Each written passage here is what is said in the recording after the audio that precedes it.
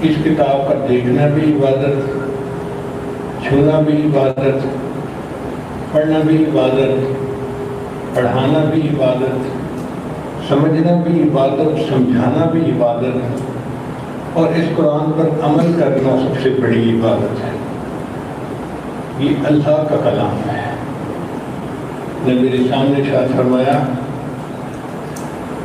تبرک بالقرآن فإنہ کلام اللہ، قرآن مجید سے برکت حاصل کرو، یہ اللہ کا کلام ہے۔ ہمیں اندازہ ہی نہیں کہ یہ کتنا برکت والا کلام ہے۔ ہماری زندگی کے تمام مسائل کا حل اس لیے قرآن کے اندر موجود ہے، مگر جہالت کی وجہ سے، غفلت کی وجہ سے ہم اس قرآن مجید کو پڑھتے نہیں اور اس سے فائدہ نہیں اٹھاتے۔ صحابہ رضی اللہ تعالیٰ عنہ قرآن مجید کے عاشق تھے، ان کو عشق کے درجے کا پیار تھا قرآن مجید سے، لہذا ان کا محبوب مشغلہ ہوتا تھا رات کے اندھیرے میں نماز میں اللہ کے سامنے کھڑے ہو کر قرآن پڑھنا۔ کتابوں میں لکھا ہے کہ اگر مدینہ طیبہ میں کوئی بندہ چلتا تو ہر گھر سے تلاوت کی اس طرح آواز آتی تھی جیسے شہد کے مکھیوں کے پنپنانے کی آواز ہوتی ہے۔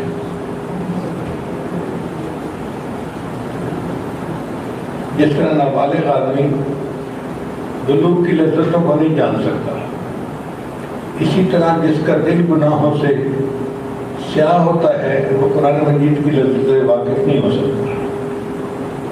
ایک چھوٹا بچہ کیا جانے کہ دلہا کو اپنی بیوی سے ملنے کا کیا مزہ آتا ہے؟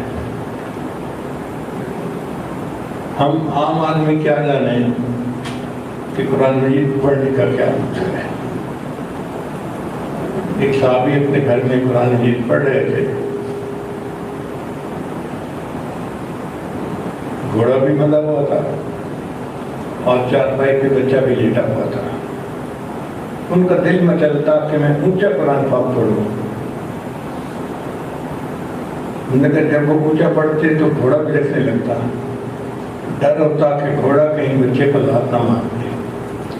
آہستہ پڑھتے گھوڑا سکون نہیں ہو جاتا، پھر اونچا پڑھتا، پھر گھوڑا بھی رکھنے لگتا۔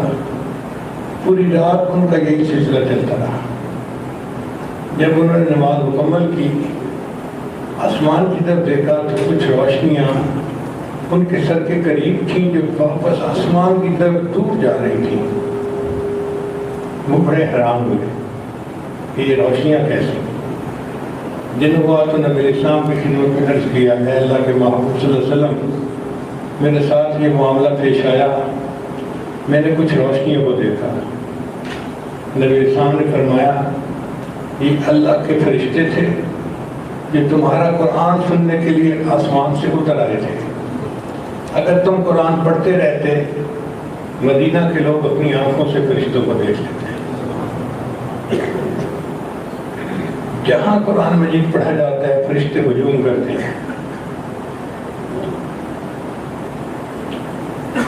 فرشتے قرآن مجید سن کے لذت پاتے ہیں، مگر قرآن مجید پڑھنے کا ان کے پاس اختیار نہیں ہے۔ فرشتوں میں سے صرف جبرائیل علیہ السلام کو اللہ نے یہ نعمت دی، وہ قرآن مجید کو لے کر آئے اور انہوں نے نبی علیہ السلام کے ساتھ قرآن مجید کا دور کیا۔ باقی فرشتے قرآن پڑھ نہیں سکتے۔ جب وہ کسی انسان کو پڑھتے دیکھتے ہیں تو وہ شوق سے بھاگتے ہیں اور اللہ کا قرآن سنیں، اور اس بندے کے گرد فرشتوں کا ہجوم ہو جاتا ہے۔ بلکہ ایک حدیث مبارکہ میں آتا ہے کہ جس بندے کے گرد منہ سے قرآن نکل رہا ہوتا ہے اس کے منہ سے نکلتے ہوئے نور کو وہ محسوس کرتے ہیں۔ چنانچہ فرشتے قریب سے قریب تر ہوتے جاتے ہیں، ہوتے جاتے ہیں، ہوتے جاتے ہیں، حتیٰ کہ اس قاری کے لبوں پہ اپنے لب رکھ دیتے ہیں، یعنی اس قاری کے لبوں کو بوسہ دیتے ہیں۔ ایک ایسا کلام ہے کہ جس کے پڑھنے پر اللہ کے فرشتے بھی انسان کے لبوں کو بوسہ دیں، اور وہ انسان کی قسمت پہ حیران ہوتے ہیں کہ یہ کتنا عظیم ہے جو اللہ کے کلام کو پڑھتا ہے۔ آپ غور کیجیے، حضرت موسیٰ علیہ السلام کو اللہ نے ہم کلامی عطا فرمائی تھی، مگر ان کو کوہ پہ جانا پڑتا تھا۔ اس امت پر نبی علیہ السلام کے صدقے اللہ نے اتنا احسان فرمایا، جہاں چاہو مصلی بچھا دو، قرآن کھول کے پڑھنا شروع کر دو، وہی جگہ کوہ بن جاتی ہے۔ حدیث مبارکہ میں آتا ہے کہ جب بندہ قرآن پڑھتا ہے اللہ اس کا جواب دیتے ہیں۔ بندے نے پڑھا الحمدللہ رب العالمین، اللہ فرماتے ہیں حمدنی عبدی، میرے بندے نے میری حمد بیان کی۔ پھر بندہ پڑھتا ہے الرحمن الرحیم، اللہ فرماتے ہیں میرے بندے نے میری ثنا بیان کی۔ یہ ایک ایک آیت پڑھتا جاتا ہے اور اللہ اس کا جواب دیتے جاتے ہیں۔ جیسے ٹیلی فون پہ گفتگو ہوتی ہے نا، ایک طرف سے ایک فکرہ بولا گیا، پھر دوسرے نے جواب دی، پھر اس نے بولا، پھر اس نے جواب دیا۔ تو یہ قرآن مجید کی تلاوت اللہ رب العزت کے ساتھ ٹیلی فونک گفتگو کی مانند ہے۔ اب بندے کے لیے یہ کتنا بڑا اعزاز ہے، کہاں ہم ناپاک اور کہاں اللہ کی پاک ذات، ہمیں اس کے ساتھ ہم کلامی کا موقع نصیب ہو، یہ ہماری سعادت ہے، یہ ہماری خوش قسمتی ہے۔ اس لیے قرآن مجید سے محبت ہونی چاہیے اور اس کو خوب پڑھنے کی کوشش کرنی چاہیے۔ صحابہ علیہ السلام کو قرآن مجید سے اتنی محبت تھی کہ ایک مرتبہ نبی علیہ السلام ایک سفر سے واپس آ رہے تھے، ایک جگہ پڑاؤ ڈالا، سب تھکے ہوئے تھے، تو نبی علیہ السلام نے فرمایا کہ اگر سب سو جائیں گے تو ہو سکتا ہے کہ دشمن حملہ کر کے رات کو نقصان پہنچائے، لہذا 2 بندے پہرا دیں۔ 2 صحابی تیار ہو گئے، اب سب سو گئے اور یہ 2 جاگ رہے ہیں۔ ان 2 نے آپس میں بات چیت کی، تھکے ہوئے تو ہم بھی ہیں، اگر ہم دونوں جاگتے رہے تو ایسا نہ ہو کہ رات کے آخری حصے میں ہم بھی دونوں سو جائیں اور فرض منصبی میں کوتاہی ہو جائے۔ اس لیے بہتر ہے کہ ایک جاگے، ایک سو جائے، پھر دوسرا جاگے اور پہلا سو جائے، نیند بھی پوری ہو جائے گی اور ڈیوٹی بھی پوری ہو جائے گی۔ چنانچہ ایک سو گئے اور دوسرے جو تھے وہ پہرا دینے لگے۔ تھوڑی دیر بعد ان کو خیال آیا کہ میں جاگ تو رہا ہی ہوں، ویسے ہی جاگنے کا کیا فائدہ، بہتر ہے میں 2 رکعت کی نیت مان لیتا ہوں اور قرآن پڑھ لیتا ہوں۔ چنانچہ انہوں نے چٹان کے اوپر کھڑے ہو کے 2 رکعت کی نیت مان لی اور سورہ کہف پڑھنی شروع کر دی۔ ایسا لطف آیا، ایسا مزہ آیا کہ پڑھتے رہے پڑھتے رہے پڑھتے رہے۔ دشمن قریب تھا، اس نے آ کے دیکھا کہ سب سوئے ہوئے ہیں، یہ اچھا موقع ہے شب خون مارنے کا، مگر ان کو محسوس ہوا کہ اندھیرے میں چٹان کے اوپر کوئی بندہ جیسے کھڑا ہے، تو وہ دیکھنا چاہتے تھے کہ یہ بندہ کون ہے۔ چنانچہ انہوں نے تیر مارا اور وہ تیر اس صحابی کے جسم میں لگا۔ آپ غور کریں کہ کانٹا جو چبھنے کی کتنی تکلیف ہوتی ہے، اور تیر تو انسان کے جسم کو چیر کے رکھ دیتا ہے، خون کا فوارہ چھوٹا۔ اس موقع تک خون سے وضو ٹوٹنے کا مسئلہ سامنے نہیں آیا تھا۔ وہ صحابی نماز پڑھتے رہے، ہمارے جسم میں مکھی آ کے بیٹھ جائے ہماری توجہ ختم۔ ان کو تیر لگا اور وہ قرآن پڑھ رہے ہیں۔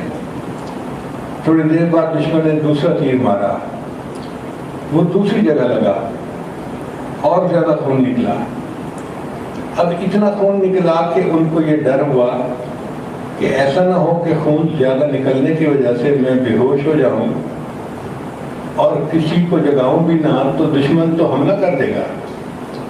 انہوں نے جلدی جلدی سلام پھیرا اور اپنے دوست کو جگایا اور کہا کہ اگر مجھے فرض منصبی میں کوتاہی کا ڈر نہ ہوتا، میں تیروں پہ تیر تو کھاتا رہتا، سورہ کہف کو مکمل کیے بغیر سلام نہ پھیرتا۔ آپ بتائیں ان کو کیا لطف آتا ہوگا۔ میں تیروں پہ تیر تو کھاتا رہتا، سورہ کہف کو مکمل پڑھے بغیر سلام نہ پھیرتا۔ ایسا ان کو لطف اور مزہ آتا تھا۔ ہم اس مزے سے واقف ہی نہیں ہیں۔ اللہ فرماتے ہیں لا یمسہ الا المطہرون، کہ جیسے ایک آدمی ظاہری طور پر پاک نہ ہو تو وہ قرآن مجید کو مس نہیں کر سکتا، اسی طور پر جس کا من پاک نہ ہو وہ قرآن مجید کے معارف کو مس نہیں کر سکتا، اس کو قرآن مجید کے لطف کا پتہ ہی نہیں چلتا کہ کیا ہوتا ہے۔ تذکرۃ الحفاظ میں ایک عجیب واقعہ لکھا ہے، ایک نوجوان تھا، اس کا معمول تھا پوری رات تہجد پڑھنا۔ اس نے نکاح کیا اور شادی کی پہلی رات بیوی سے اس کی ملاقات ہوئی، دونوں نے ایک دوسرے سے اسلام دعا کی اور پھر فیصلہ کیا کہ ہم 2 رکعت نفل پڑھ لیتے ہیں، پھر اس کے بعد آپس میں میل ملاپ کا آغاز کریں گے۔ چنانچہ وضو تو تھا، بیوی پیچھے نفل پڑھنے لگ گئی، خامن نے آگے مصلی پہ کھڑے ہو کے نیت مانگ لی۔ اب جب وہ قرآن پڑھنے لگا اس کے ذہن سے خیال ہی نکل گیا کہ یہ میری شادی کی پہلی رات ہے۔ قرآن مجید پڑھتا رہا، پوری رات قرآن پڑھنے میں گزار دی۔ اذانوں کے قریب جب اس نے سلام پھیرا تو بیوی نے کہا آپ خود بھی تھکے اور مجھے بھی آپ نے تھکا دیا۔ تو اس نے معذرت کی کہ میرے ذہن سے خیال نکل گیا تھا، میں فجر پڑھ کے آتا ہوں تو پھر ہم ملیں گے۔ چنانچہ وہ فجر پڑھنے کے لیے مسجد میں آیا، دوستوں سے ملاقات ہوئی تو یار لوگوں نے پوچھا سناؤ بھائی بیوی کو کیسے پایا، آج شب زفاف تھی۔ تو وہ لوگ جھوٹ نہیں بولتے تھے، اس نے بتا دیا کہ ابھی میری بیوی سے ملاقات نہیں ہوئی۔ تو دوستوں نے اسے چھیڑنا شروع کر دیا، تو بھی کیسا مرد ہے کہ پوری رات بیوی کے ساتھ رہا اور تو نے بیوی کو ٹچ بھی نہیں کیا۔ تو جب انہوں نے زیادہ تنگ کیا نا تو وہ نوجوان کہنے لگا اللہ کی قسم میں نے تو 2 رکعت کی نیت باندھی تھی، قرآن نے ایسا بدلا دیا کہ میرے ذہن سے بات ہی نکل گئی کہ بیوی میرے انتظار میں بیٹھی ہوئی ہے۔ میں قرآن پڑھتا رہا، ان کو ایسا لطف اور مزہ آتا تھا۔ جیسے گرمی کے موسم میں انسان گھر آئے نا، بہت پیاس لگی ہوئی ہو اور اس کو کھانے کو آئس کریم مل جائے تو بندہ آئس کریم کے ایک ایک لقمے کو مزے لے لے کے کھاتا ہے۔ اللہ والے اسی طرح قرآن مجید کی ایک ایک آیت کو مزے لے لے کر پڑھا کرتے تھے، ہر آیت کے پڑھنے سے ان کو مزہ آتا تھا، لطف آتا تھا۔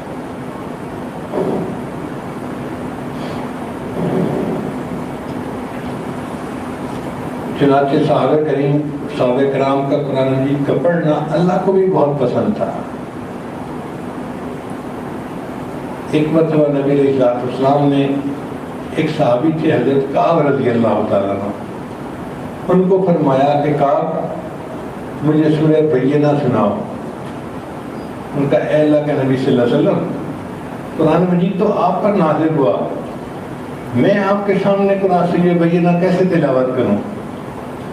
تو نبی علیہ السلام نے ایسی بات کی کہ پتہ چلتا تھا کہ جیسے آپ کو اللہ کی طرف سے اشارہ ہوا ہے۔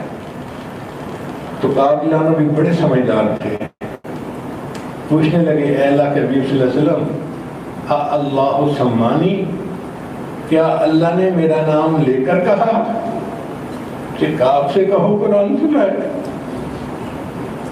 نبی علیہ السلام نے جواب میں فرمایا نعم اللہ سماک، ہاں کعب اللہ نے تمہارا نام لے کر فرمایا ہے، کعب سے کہو قرآن سنائے، محبوب آپ بھی سنیں گے میں رحمان بھی سنوں گا۔ ان سے قرآن سننے کی فرمائشیں عرش کے اوپر سے آیا کرتی تھی، اس لیے کہ ان کے دلوں میں قرآن مجید کی محبت تھی، وہ اسے پڑھتے تھے اور سر کے بال سے لے کے پاؤں کے ناخنوں تک ان کی تعلیمات کے مطابق زندگی گزارتے تھے، لہذا وہ اللہ کے محبوب بندے بن گئے۔ اور اس قرآن مجید کی برکت کی وجہ سے پھر اللہ نے اس قوم کو عزتیں عطا فرمائی۔ وہ زمانے میں معزز تھے مسلمہ ہو کر، ہم ہوئے خوار تارے کے قرآن ہو کر۔ آج ہر گھر کے اندر قرآن مجید موجود ہے لیکن ہمیں پڑھنے کا وقت نہیں ملتا۔ کتنی حسرت کی بات ہے کہ آج کے دور میں ایسے لوگ موجود ہیں جو روز اخبار پڑھتے ہیں. تو بھئی ہم قرآن مجید کو اخبار کا درجہ تو دے دیتے نا، یہ اللہ کا کلام ہے. ہم تو روز نہیں پڑھتے، مہینوں گزر جاتے ہیں، کئی گھروں میں لوگ قرآن مجید کو ہاتھ میں لگاتے ہیں. تو ہم قرآن مجید کی بے قدری کر رہے ہیں.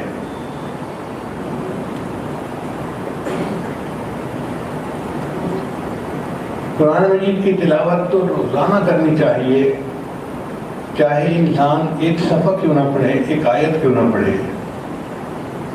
ہمارے حضرت رحمۃ اللہ فرماتے تھے کہ اگر کوئی بندہ قرآن مجید نہیں پڑھا ہوا اور وہ کہتا ہے جی کہ میں کیا کروں، اس کو بھی چاہیے کہ وہ باوضو ہو کے قرآن مجید کھولے اور اس کے صفحے کے اوپر اپنی انگلی پھیرتا رہے اور اللہ اللہ اللہ اللہ زبان سے پڑھتا رہے. پورا صفحہ، پورا پارہ اس طرح اگر وہ پڑھ لے گا تو قرآن مجید کے پارے کی تلاوت کا معمول پورا ہو جائے گا.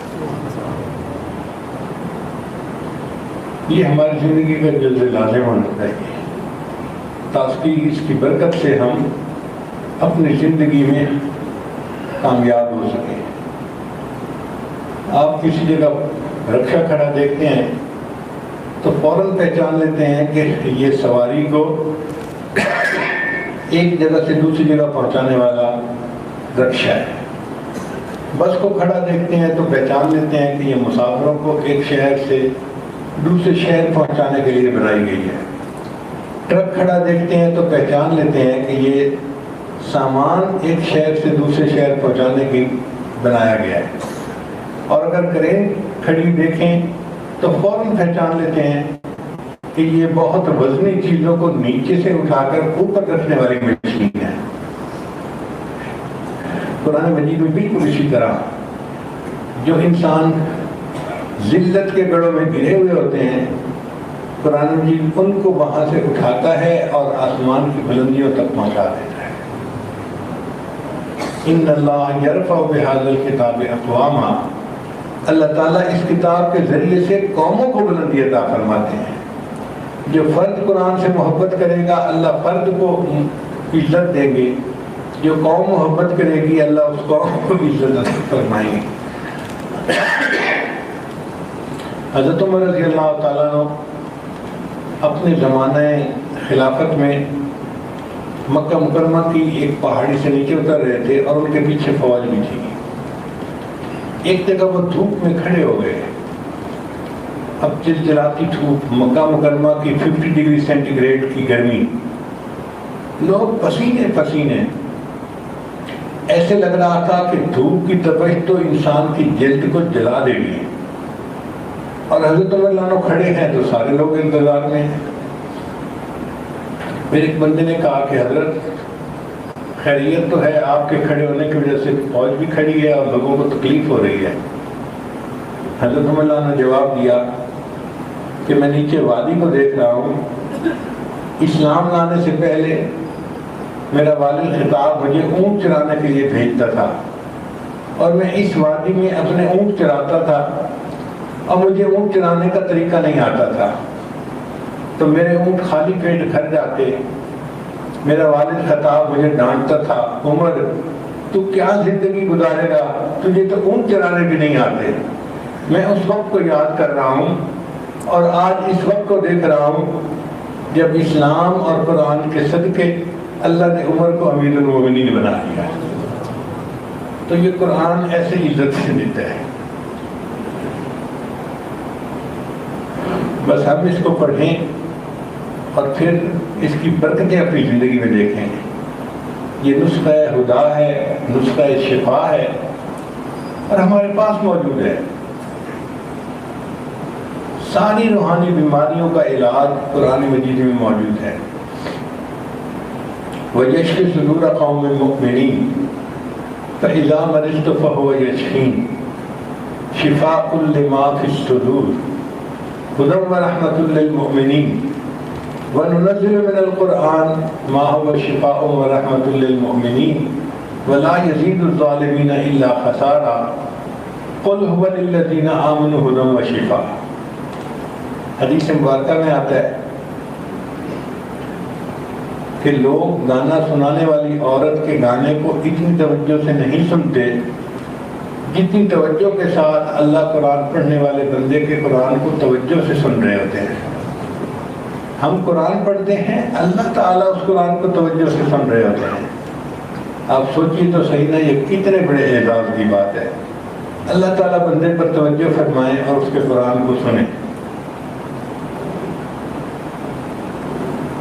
اس لیے ہمارے اسلاف قرآن مجید کی خوب تلاوت کرتے تھے۔ امام اعظم ابو حنیفہ رحمۃ اللہ علیہ رمضان مبارک میں 63 مرتبہ قرآن مجید کی مکمل تلاوت کرتے تھے، ایک قرآن مجید دن میں اور ایک قرآن مجید رات میں، تو 30 ضرب وہ 60 ہو گئے، اور 3 قرآن مجید تراویح کی نماز میں پڑھتے تھے، تو پورے رمضان میں 63 مرتبہ قرآن مجید پڑھا کرتے تھے۔ امام شافعی رحمۃ اللہ علیہ نے کثرت سے تلاوت کرتے تھے۔ خود انہوں نے اپنے حالات میں لکھا ہے کہ میں ایک مرتبہ مکہ سے مدینہ گیا، راستے میں مجھے 16 دن لگے، اب 16 دنوں میں نے 16 مرتبہ قرآن مجید کو پڑھ لیا۔ پہاڑی سفر بھی کرنا اور پھر ایک قرآن مجید روز پڑھنا۔ ہم عمرے کے لیے جاتے ہیں اور ایئر کنڈیشن ہاؤسوں میں رہتے ہیں، پھر مسجد نبی بھی ایئر کنڈیشن، اور 10-15 دن میں ہم پورا قرآن پاک پڑھ کے واپس نہیں آتے ہیں۔ کتنا فرق ہے ہماری زندگی میں اور ان کی زندگیوں میں۔ اس لیے جو قرآن مجید پڑھتا ہے وہ اللہ کا بھی محبوب اور اللہ کے محبوب صلی اللہ علیہ وسلم کا بھی محبوب بن جاتا ہے۔ چنانچہ ایک قاری گزرے ہیں امام عاصم رحمۃ اللہ علیہ، وہ مسجد نبوی میں قرآن پڑھایا کرتے تھے، اور ان کے منہ سے بہت خوشبو آتی تھی۔ لوگ حیران ہوتے تھے کہ آخر یہ منہ میں کوئی الائچی رکھتے ہیں یا کوئی اور چیز رکھتے ہیں کہ اتنی خوشبو ان کے منہ سے آتی ہے۔ ایک دن ایک شاگرد ان کا پیچھے پڑ گیا، حضرت مجھے بتائے منہ میں کیا رکھتے ہیں؟ انہوں نے بتایا کہ میں تو کچھ بھی نہیں منہ میں رکھتا۔ کچھ لوگ ہوتے ہیں نا لسوڑے کی طرح کے، چپک جاتے ہیں تو پھر جان نہیں چھوڑتے، وہ اسی طرح کا طالب علم تھا۔ لگا رہا، پوچھتا رہا، وہ تنگ ہو گئے تو انہوں نے کہا کہ دیکھو بھائی میں تمہیں بتاتا ہوں، مجھے ایک رات خواب میں نبی علیہ السلام کی زیارت نصیب ہوئی، تو نبی علیہ السلام نے خواب میں فرمایا عاصم تو میری مسجد میں لوگوں کو قرآن پڑھاتا ہے اور میں تمہارے لبوں کو بوسہ دوں۔ تو جب سے نبی علیہ السلام نے خواب میں میرے لبوں کو بوسہ دیا، اس وقت سے میرے منہ سے خوشبو آتی ہے۔ تو اللہ کے حبیب صلی اللہ علیہ وسلم قرآن مجید پڑھنے والے قاری کے لبوں کو خواب میں بوسہ دیتے ہیں، اتنی محبت فرماتے ہیں۔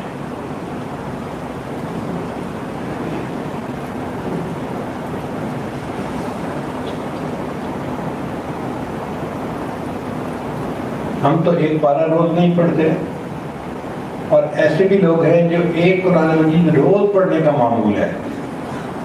ہمارے اپنے متعلقین میں کوئی 5 سے 6 لوگ ایسے ہیں، مرد عورتیں، جو اس وقت اپنی زندگی اس طرح گزار رہے ہیں کہ ایک قرآن مجید کی تلاوت روز کرتے ہیں۔ ان میں کچھ لوگ تو ذرا بڑی عمر کے ہیں، 50 سے اوپر ہیں، اور ایک بچی جو بہت ینگ ہے، اس کی عمر ہے 31 سال، تو چھوٹی ہوتی ہے بچی، وہ بھی ایک قرآن مجید روز پڑھتی ہے۔ ہم لوگ آسٹریلیا میں گئے تو ایک صاحب نے ہمیں اپنے گھر ناشتے کی دعوت دی، ہم اس کے یہاں چلے گئے، اس نے ہمیں واقعہ سنایا، کہنے لگا جی کہ میری بیوی کو بریسٹ کینسر ہو گیا، اور جب ہمیں پتہ چلا تو یہ اتنا بڑھ چکا تھا کہ ڈاکٹروں نے کہا کہ میکسیمم 1 مہینے کے اندر اس کی ڈیتھ ہو جائے۔ پھر ہم نے دوسرے ڈاکٹر سے پوچھا، کہ تیسرے 5-6 ڈاکٹروں کو چیک کروایا، سب نے ایک جواب دیا کہ جی کینسر اتنا پھیل چکا ہے کہ 1 مہینے سے زیادہ یہ نہیں بچ سکتی۔ بلکہ ایک ڈاکٹر نے تو مجھے یہ بھی کہہ دیا کہ اگر تو اسے یہی دفن کرنا ہے تو یہی رہنے دو، اور اگر ملک میں دفن کرنا ہے تو پھر یہاں سے لے جاؤ، لاش لے جانا مشکل ہوتا ہے، ابھی اس کو لے جاؤ، 1 مہینے سے زیادہ نہیں بچتی۔ کہتے ہیں میں گھر آیا اور میں نے آ کے بیوی کو ساری بات بتا دی، بیوی پریشان نہیں ہوئی، کہنے لگی کہ آپ فکر نہ کریں، ہم یہیں رہتے ہیں، موت تو جب آنی ہے آئے گی، لیکن میرے پاس بھی ایک دوائی ہے، میں وہ استعمال کرتی ہوں، اللہ مجھے شفا دے دیں گے۔ میں نے کہا کون سی دوائی؟ کہنے لگی وہ میں جانوں اور میرا رب جانے، آپ کیوں پریشان ہوتے ہیں؟ میں دفتر چلا جاتا اور وہ پیچھے ناشتہ کر کے قرآن مجید کھول لیتی اور پورا قرآن مجید تلاوت کر کے پانی پہ دم کرتی اور پانی پی لیتی۔ یہ اس کا معمول ہے، اور اس وقت 5 سال گزر گئے ہیں، یہ صحت کی زندگی گزارے، جس کو ڈاکٹر کہتے تھے کہ 1 مہینے میں ڈیتھ ہو جائے گی، قرآن مجید کی برکت سے اللہ نے اس کو بیماری سے شفا عطا فرما دی۔ اور یہ ایک واقعہ نہیں ہے، ایسے کتابوں میں سینکڑوں واقعات ہیں۔ چنانچہ سندھ میں ایک ہندو گھرانہ تھا جو بہت متشدد تھے، وہ مسلمانوں کا نام سننا بھی پسند نہیں کرتے تھے۔ ان کی ایک لڑکی تھی، اس کی عمر 5-6 سال تھی، وہ اسکول میں پڑھتی تھی، تو اسکول میں ایک کلاس فیلو لڑکی کے ساتھ اس کا دوستانہ ہو گیا۔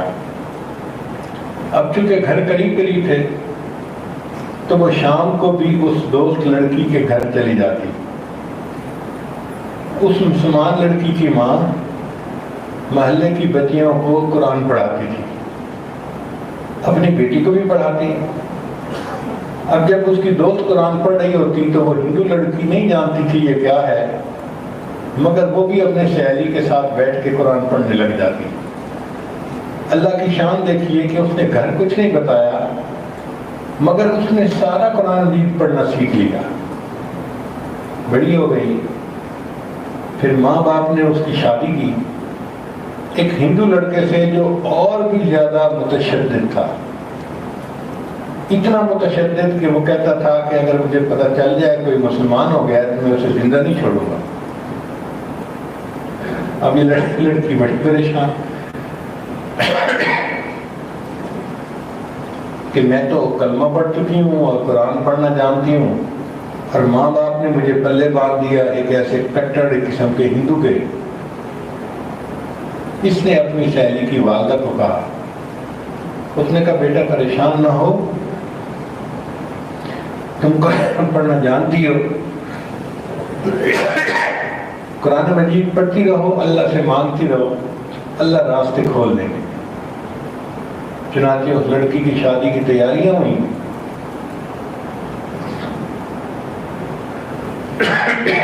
تو اس کی جو دوست کی سہیلی تھی وہ اس کی والدہ کو ملی اور کہنے لگی کہ آپ کی بیٹی میری بیٹی کی سہیلی ہے اور دونوں کلاس فیلو بھی ہیں، ہم چاہتے ہیں کہ شادی کے موقع پہ ہم اس کو ایک بہترین تحفہ پیک کروا کے دیں، مگر وہ تحفہ آپ لوگوں نے کھولنا نہیں، وہ یہ لڑکی اپنے سسرال جا کے خود کھولے گی، سسرال والے دیکھیں گے تو وہ بھی خوش ہوں گے۔ چنانچہ اس نے کوئی چیز پیک کروائی اور گفٹ پیک بہت خوبصورت بنوایا، جو دیکھتا تھا وہ خوش ہوتا تھا کہ اس کو ہاتھ نہ لگاؤ خراب ہو جائے گا۔ اور اس گفٹ پیک میں اس نے نیچے قرآن مجید رکھ دیا، اوپر باقی چیزیں رکھ دی اور لڑکی کی والدہ کو پیش کر دیا۔ لڑکی کی والدہ نے وہ گفٹ پیک بیٹی کے جہیز کے سامان میں رکھ دیا، اور یوں قرآن مجید اس ہندو لڑکی کے ساتھ اس کے سسرال والے گھر بھی پہنچ گیا۔ جب اس کو موقع ملا، اس کا خامن جو ہے وہ دفتر چلا جاتا، اس نے ایک دن گفٹ پیک کھولا، قرآن مجید نکالا اور اس کو چھپا کے رکھ دیا۔ اب سارا دن وہ گھر میں اکیلی ہوتی تھی، تو وہ بیٹھ کے قرآن پڑھتی تھی اور وہ دعائیں مانگتی تھی اللہ سے ہدایت کی، اور خامن کو اس نے کچھ نہیں بتایا۔ وقت گزرتا رہا، کچھ سال گزرے، تو ایک دن اس کے خامن نے کہا کہ آج میں بہت تھکا ہوا ہوں، بہت ایگزاسٹڈ ہوں، میری طبیعت ٹھیک نہیں ہے۔ بیوی نے کہا کہ ڈاکٹر کو چیک کروائے۔ جب اس نے بلڈ ٹیسٹ کروایا تو اس کے اندر بلڈ کینسر کے ٹریسز نکلے۔ اب وہ لڑکا، ہندو لڑکا، بڑا پریشان گھر واپس آیا اور بیوی کو دیکھ دیکھ کے رو رہا ہے۔ بیوی نے پوچھا کیوں آنسو بہا رہے ہو بچوں کی طرح؟ کہنے لگا اتنی خوبصورت میری بیوی ہے مگر میری زندگی اب پیچھے کم ہے اور میں اور آپ جدا ہو جائیں گے۔ اس نے کہا فکر نہ کرو، میرے پاس ایک دوائی ہے، میں تمہیں روز پلایا کروں گی اور اس دوائی کی وجہ سے تم شفا یاب ہو جاؤ گے، مگر میرے ساتھ ایک وعدہ کرو کہ پھر جو میں کہوں گی وہ تم مانو گے۔ تو خامد نے بیوی سے وعدہ کر لیا۔ اب خامد کام کے لیے دفتر چلا جاتا، یہ پیچھے دن میں ایک قرآن مجید پڑھتی اور پانی پہ دم کر دیتی۔ شام کو خامد آتا تو اس کو پلا دیتی کہ یہ دوائی ہے، پی لو۔ خامد نے پینا شروع کر دیا۔ اللہ کی شان دیکھیں کہ کوئی 1 مہینہ پانی پینے کے بعد جب اس نے دوبارہ اپنا ٹیسٹ کروایا تو وہ ٹریسز جو کینسر کے تھے وہ سب ختم ہو گئے تھے۔ خامد بڑا خوش ہوا کہ اللہ نے مجھے کینسر سے شفا عطا فرما دی۔ اب ہنس رہا ہے، مسکرا رہا ہے اور بیوی کے پاس آ کے اس کا لاڈ پیار کر رہا ہے۔ تو بیوی نے کہا کہ آپ سے تو میرے ساتھ وعدہ کیا ہوا تھا کہ جو میں کہوں گی آپ میری بات کو مانو گے۔ اس نے کہا ہاں بالکل، میں نے وعدہ کیا تھا اور میں اب بھی تیار ہوں ماننے کو۔ اس وقت بیوی نے بتایا کہ میں نے تو بچپن میں 5-6 سال کی عمر میں اپنی سہیلی کے گھر قرآن مجید پڑھنا سیکھ لیا تھا اور اندر سے مسلمان ہو گئی تھی۔ اب میں مسلمان ہوں اور یہ قرآن مجید کا نسخہ تھا جس کی تلاوت کر کے میں نے پانی پلایا اور اللہ نے آپ کو شفا عطا فرما دی۔ اب آپ میری بات مانیں اور آپ بھی کلمہ پڑھ کے مسلمان ہو جائیں۔ چنانچہ خامد نے بھی کلمہ پڑھا اور پھر وہ گھرانہ مسلمان گھرانہ بن کے زندگی گزارنے لگا۔ تو ایک واقعہ نہیں، کتنے واقعات ہیں کہ اللہ نے قرآن کے صدقے شفا عطا فرمائی اور بندے کی پریشانیوں کو، مصیبتوں کو اللہ ٹال دیتے ہیں، دور کر دیتے ہیں۔ جب نبی علیہ السلام فرما رہے ہیں تبرک بالقرآن فإنہ کلام اللہ، قرآن سے برکت حاصل کرو، یہ اللہ کا کلام ہے۔ اب برکت حاصل کرنا تو ہمارا کام ہے نا، ہمیں چاہیے کہ ہم قرآن مجید سے دوستی کریں، محبت کریں، روزانہ اس کو پڑھیں، دن کے حصے میں، رات کے حصے میں، محبت کے ساتھ۔ پھر دیکھیں زندگی میں برکتیں کیسی ہوں گی۔ حدیث مبارکہ میں آتا ہے الصیام والقرآن یشفعان، کہ روزہ اور قرآن قیامت کے دن بندے کی شفاعت کریں گے۔ جو بندہ باقاعدگی سے قرآن پڑھنے والا ہوگا، اللہ تعالیٰ کا قرآن قیامت کے دن شفاعت کرے گا اور اللہ کی بارگاہ میں کہے گا کہ یا اللہ یہ مجھے روزانہ پڑھتا تھا، یہ مجھے دوستی کرتا تھا، اب اس کو یا تو جنت عطا کر دیں اور اگر جہنم بھیجنا ہے تو مجھے اپنے قرآن میں سے نکال دیں۔ نبی اسلام نے فرمایا قرآن وہ جھگڑالو ہے کہ جو اپنی بات اللہ سے منوا کر رہے گا اور اللہ اس بندے کو جنت عطا فرما دے گا۔ قرآن کی محبت کی وجہ سے ہمیں آسانی کے ساتھ جنت مل سکتی ہے۔ اگر ہم اس کا ترجمہ نہیں جانتے تو قریبی مسجد کے جو عالم ہیں ان سے ترجمہ سیکھنا شروع کر دیں۔ قرآن مجید کا ترجمہ سیکھنا کوئی مشکل کام نہیں، بہت آسان ہے۔ حضرت شاہ ولی اللہ مددی رحمۃ اللہ فرماتے ہیں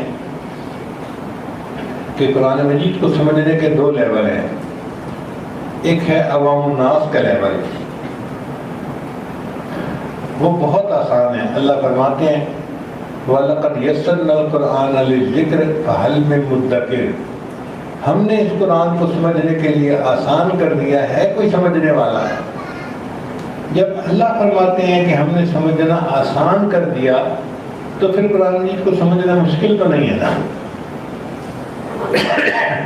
اور عوام الناس کا لیول یہ ہوتا ہے کہ امام قرآن پڑھ رہا ہو اور اس کو تلاوت سن کے پتہ چلے کہ یہ کون سا مضمون چل رہا ہے، اللہ کیا فرما رہے ہیں، یہ جنت کی آیات ہیں، جہنم کی آیات ہیں، کس قوم کا واقعہ ہے، مفہوم کا پتہ چلتا رہے، یہ عوام الناس کا لیول ہے۔ اور یہ لیول حاصل کرنا بہت آسان ہے، کیونکہ اللہ نے کہا کہ ہم نے قرآن مجید کا سمجھنا آسان کر دیا ہے۔ کوئی سمجھنے والا کیا اس بات پہ آج ہم لبیک کہہ سکتے ہیں کہ یا اللہ ہم آج کے بعد تیرے قرآن کو سمجھنے کی کوشش کریں گے، آپ ہمارے لیے آسان کر دیجیے۔ ہم جو لکھے بڑے لوگ ہیں نا، ایم ایس سی کی اور انجینئرنگ کی اور ڈاکٹر بنے، قیامت کے دن ہمیں اللہ پکڑیں گے۔ اچھا تم فزکس پڑھ سکتے تھے، کیمسٹری پڑھ سکتے تھے، میتھمیٹکس پڑھ سکتے تھے، کمپیوٹر پروگرامر بن سکتے تھے، میرا قرآن جس کو میں نے آسان کر دیا تھا تم نے اس کا ترجمہ کیوں نہ سیکھا؟ مزدور کھڑا ہوگا، میرے بندے دنیا میں کیا کیا؟ یا اللہ 6 بچوں کا باپ تھا، سارا دن مزدوری کرتا تھا، سر کے اوپر میں کنکریٹ اٹھاتا تھا، مٹی اٹھاتا تھا، ایک جگہ سے دوسری جگہ پہنچاتا تھا، اور شام کو تھکا ہوا میں گھر آتا تھا۔ اللہ میں تو عبادت نہیں کر سکتا، تلاوت نہیں کر سکا، بس میں نے اپنے 6 بچوں کو روٹی کھلائی اور ان کو پالا، یہی کام کیا۔ اللہ فرمائیں گے تو ٹھیک کہہ رہا ہے کہ تو نے اپنی جان توڑ محنت کی اور معصوم بچوں کو نوالا کھلایا، چل تیرے اس عمل پر میں تیری بخشش کرتا ہوں۔ پھر ہماری باری آئے گی، اللہ پوچھیں گے بتاؤ میرے بندے تم نے قرآن مجید کو سیکھا؟ یا اللہ فرصت نہیں ملتی تھی؟ اللہ فرمائیں گے اچھا ایم ایس سی کر لی تھی، پی ایچ ڈی کر لی تھی، فلاں فلاں کورس کر لیے تھے، اتنی اچھی جاب تمہیں مل گئی تھی، کار کوٹھی میں زندگی گزارتے تھے، اور تمہیں ٹیلی فون کے لیے گھنٹوں ملتے تھے، میرے قرآن کے لیے ٹائم نہیں تھا، تم نے میرے قرآن مجید کو اگنور کیا، لہذا تم جاؤ جہنم میں۔ پھر مزدور کی بیوی کھڑی ہوگی، اللہ پوچھیں گے میری بندی بتاؤ کیا کیا؟ یا اللہ 6 بچوں کی ماں تھی، گھر میں کوئی ہیلپ نہیں تھی، کوئی اور خادمہ نہیں تھی، سارے کام مجھے کرنے پڑتے تھے، پوچھے بھی لگاتی تھی، فرش کی صفائیاں بھی کرتی تھی، کپڑے بھی دھوتی تھی، میں دھوبر بھی تھی، میں ہر کام کرتی تھی بچوں کا، خامد کا، اور ان کے کھانے بھی بناتی تھی، اور میں تو اپنی زندگی میں ان 5-6 مردوں کو کھانا کھلا کے پال کے اتنا بڑا کر چکی، بس یہی کام ہے، اس کے سوا کوئی نہیں کیا۔ اللہ فرمائیں گے تو بالکل ٹھیک کہتی ہے، تو سارا دن محنت کرتی تھی، چولہے کے سامنے کھڑی رہتی تھی، اور بچوں کو تم نے کھانا کھلایا، پالا پوسا، ہم اس عمل پر تیری کوشش کر دیتے ہیں۔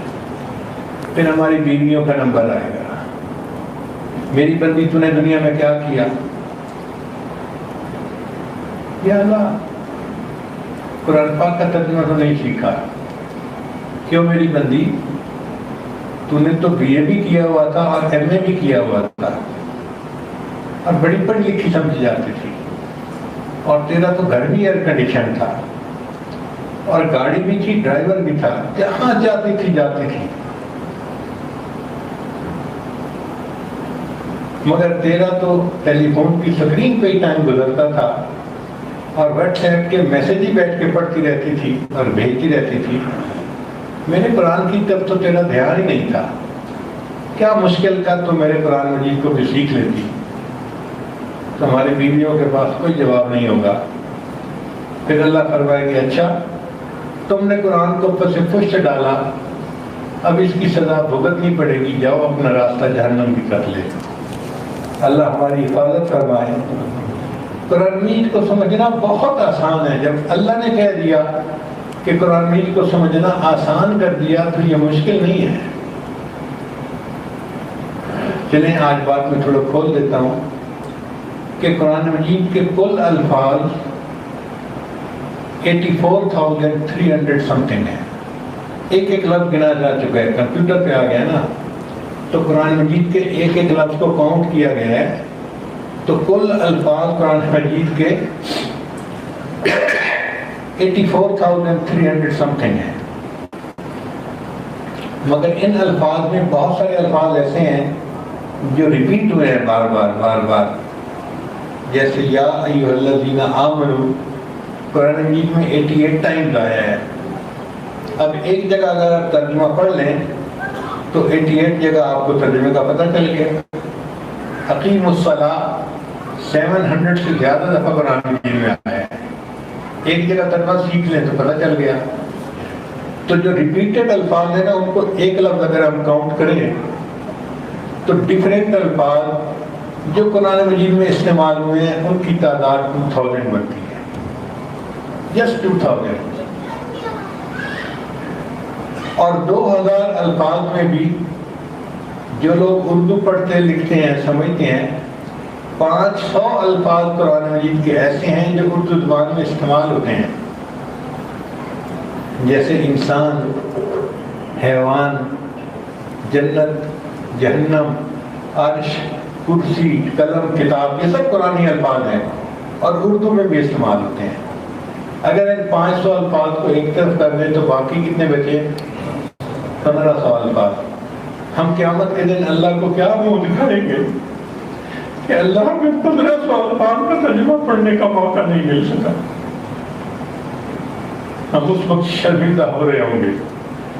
ہمارا آئی کیو لیول اتنا اچھا, ہم اپنے کالج یونیورسٹی میں پوزیشنز لیتے تھے, ہم اپنی جاب میں اتنی اچھی جو ہے پرفارمنس دکھاتے تھے, اور 1500 الفاظ کا ترجمہ زندگی میں نہ سیکھ سکے, ہم کیا کر کے آئے.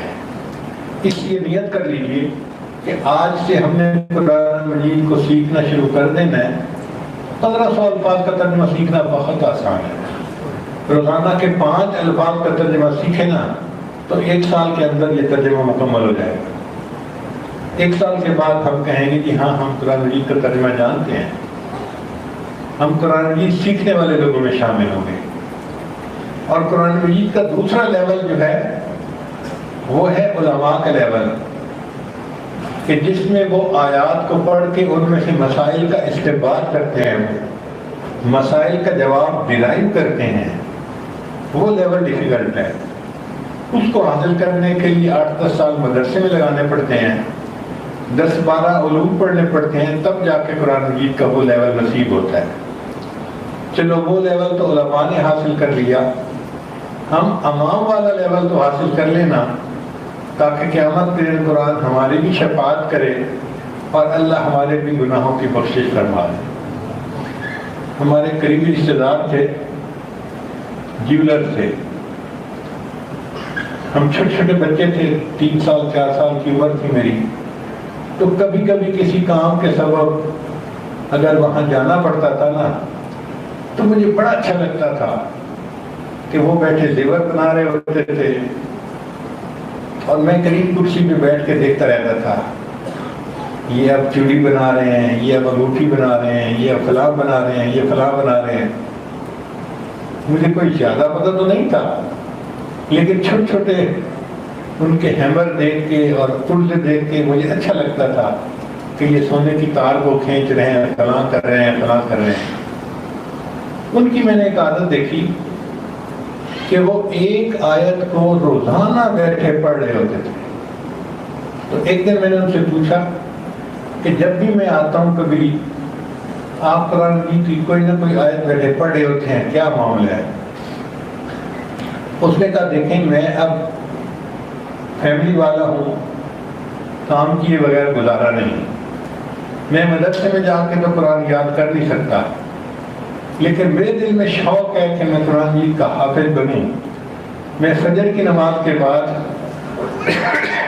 اپنے استاد صاحب سے ایک آیت کا سبق لے لیتا ہوں اور سارا دن اس آیت کو پڑھتا رہتا ہوں, پھر دوسرے دن دوسری آیت کا سبق لے لیتا ہوں. اس بندے نے ایک آیت روزانہ یاد کرتے کرتے کچھ سالوں میں پورا قرآن مجید یاد کر لیا.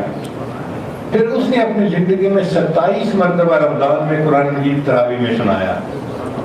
اگر ایک ایک آیت کو پڑھتے پڑھتے بندہ حافظ بن سکتا ہے تو ہم کیوں نہیں بن سکتے؟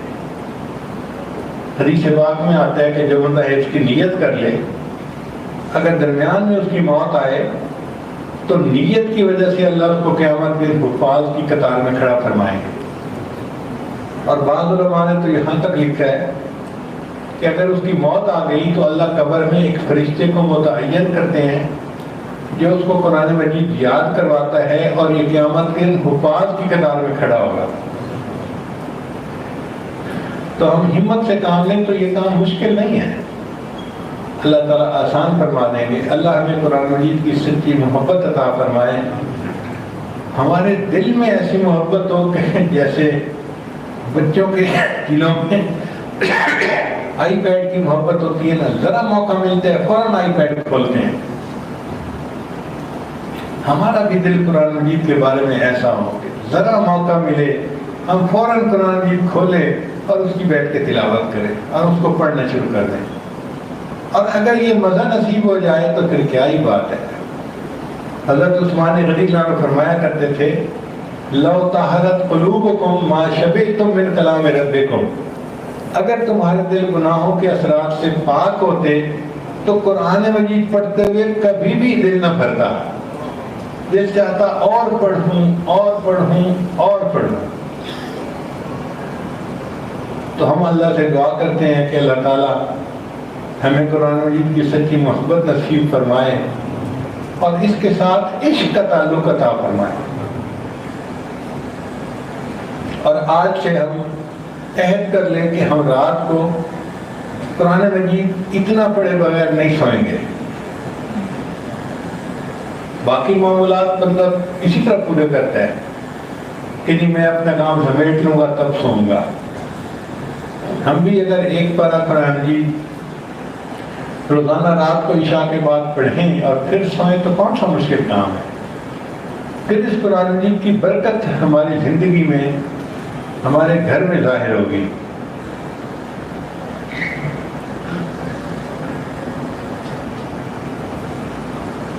دنیا میں جس کو عزت ملی قرآن مجید کی وجہ سے ملی۔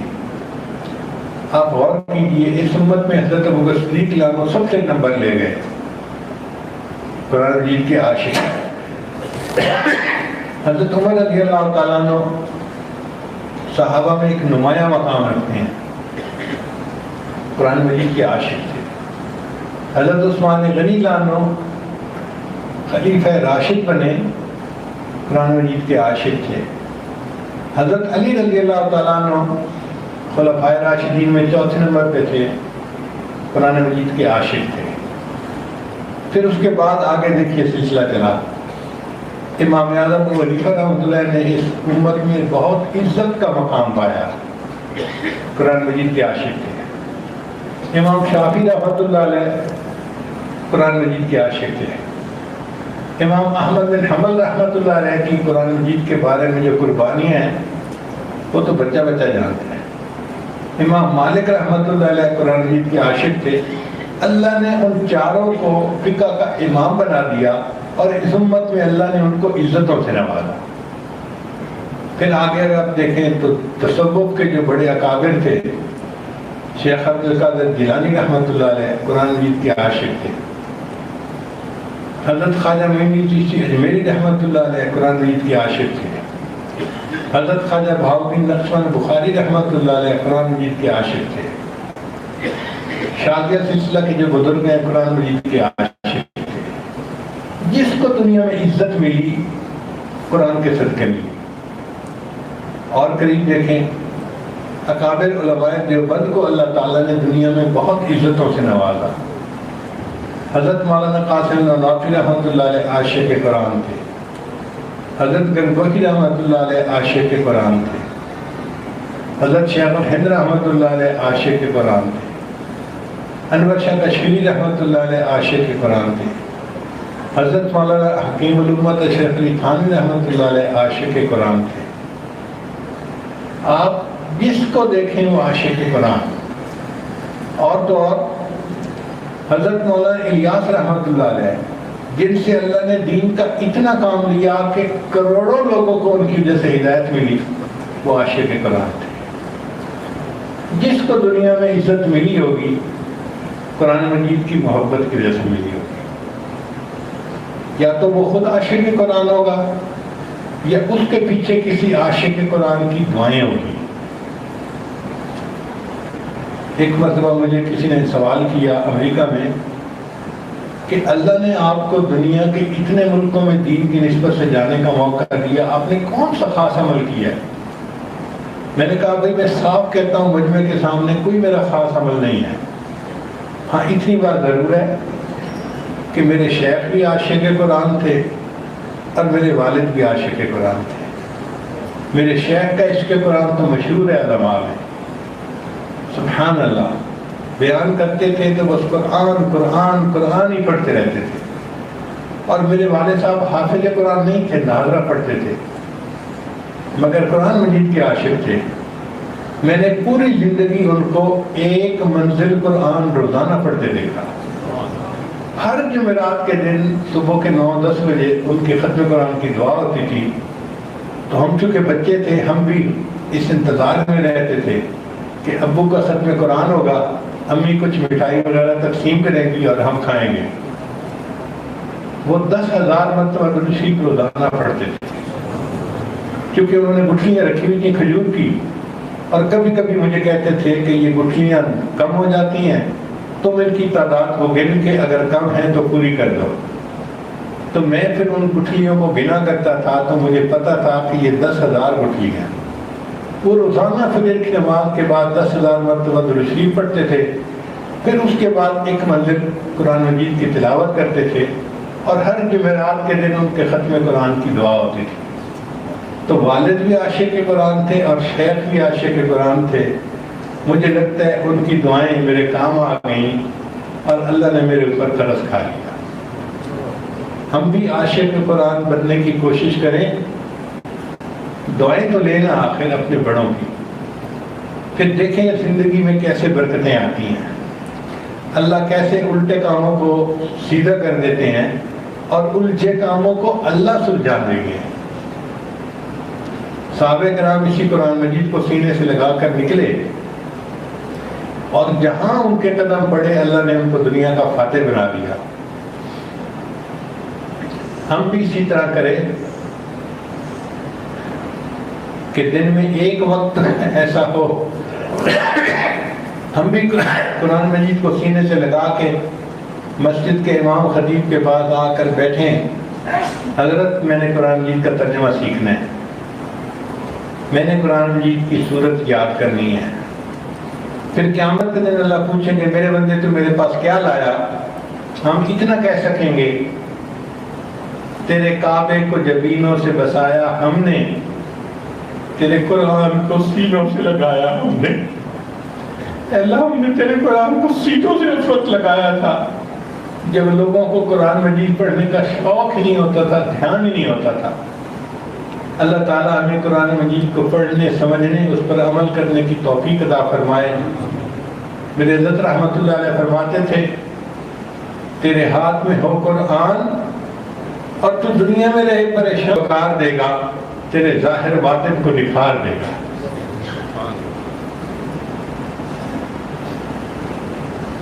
وآخر دعوانا ان الحمد للہ رب العالمین۔